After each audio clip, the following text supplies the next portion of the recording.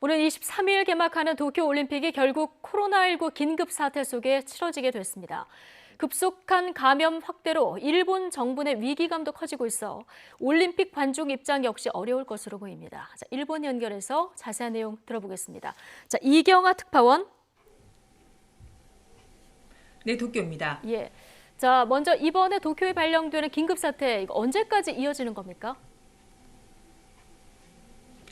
네, 오는 12일부터 다음 달 22일까지입니다. 올림픽 기간은 모두 해당이 되고 패럴림픽이 열리기 직전까지 긴급 사태가 이어지게 됩니다. 도쿄에는 이번이 긴급 사태 발령 네 번째입니다. 당초 일본 정부는 올림픽을 고려해서 준긴급 사태 조치를 연장하려는 입장이었습니다. 하지만 어제 도쿄에서 약 2달 만에 900명이 넘는 신규 확진자가 나왔고 일본 전국적으로도 감염자가 2,000명이 넘었습니다. 이런 급속한 확산세 때문에 일본 정부는 결국 긴급사태 재발령으로 급선회 하게 됐습니다. 이번 긴급사태 기간에는 음식점 등의 영업시간 제한뿐 아니라 휴업 명령도 가능하고 술도 제공할 수 없게 됩니다. 도쿄뿐 아니라 오는 11일까지인 오키나와의 긴급사태도 다음 달 22일까지 연장됐습니다. 이달과 다음 달 일본에서는 여름 연휴가 이어지는데요. 유명 관광지인 오키나와에 인파가 몰려서 감염 상황이 악화하지 않도록 미리 조치한 겁니다. 이뿐 아니라 감염자 증가세가 이어지고 있는 사이타마 등 수도권 3개 지자체 그리고 오사카도 준긴급 사태가 연장됐습니다. 네, 올림픽 관중 입장 여부도 곧 결정이 될 텐데요. 지금 같은 상황이면 이 무관중 개최를 피하기 어렵다 이런 전망이 나오고 있죠. 네, 그렇습니다. 이르면 오늘 밤에 IOC와 조직위원회 그리고 일본 정부 등이 참여하는 오자 협의를 통해서 관중 입장 여부를 최종적으로 결정하게 됩니다. 오늘 낮에 바흐 IOC 위원장이 일본에 입국했습니다. 이 협의에는 바흐 위원장도 참석하는 만큼 이르면 오늘 밤, 늦어도 내일 중에는 회의가 열릴 것으로 보입니다. 오는 10일에 올림픽 입장권 재추첨 결과를 발표하게 돼 있어서 그 전까지 관중 입장 여부에 대해서 결론을 내야 하는 상황입니다. 도쿄의 긴급사태 재발령이 결정되면서 분위기는 무관중 개최로 기울고 있습니다. 다만 모든 경기를 무관중으로 할 것인지 아니면 일부 경기만 적용할 것인지가 쟁점으로 남아있는 상황입니다.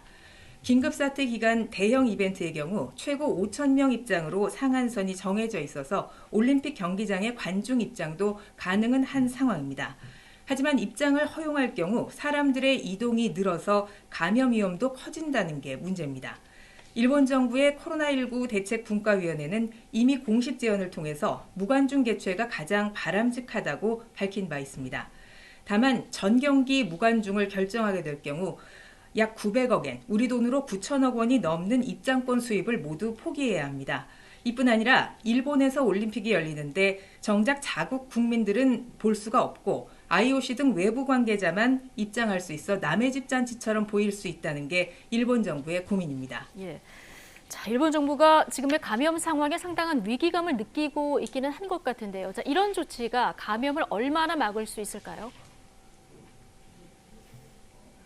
네, 일본 언론들은 이번 주 들어서 한국의 감염 상황을 집중적으로 보도하고 있습니다. 젊은이들 사이에 델타 변이 바이러스가 크게 확산하면서 감염자가 급증했다고 전하고 있는데요. 지금 일본 내 감염 상황도 비슷하게 진행되고 있기 때문입니다. 일본 정부가 내놓을 수 있는 가장 강력한 조치가 긴급사태 발령이지만 그 효과는 점점 약해지고 있습니다. 올해 들어 계속된 영업 단축에 지쳐서 음식점 가운데는 벌금을 물더라도 정상 영업을 하겠다는 것이 속출하고 있습니다. 이뿐 아니라 일본 정부가 업소해주는 지원금의 지급이 몇 달씩 늦어져서 원성을 사고 있습니다. 긴급사태 발령 후에도 일본 정부가 개인에게 할 수 있는 조치는 외출과 이동을 자제해달라는 요청 정도입니다. 이달 들어서 도쿄 시부야 등 번화가에는 마치 코로나 이전으로 돌아간 것처럼 인파가 크게 늘었습니다. 오는 12일 긴급사태 발령 이후에 이 풍경이 어떻게 바뀔 것인지 지켜봐야 할 것 같습니다. 지금까지 도쿄에서 YTN 이경아입니다.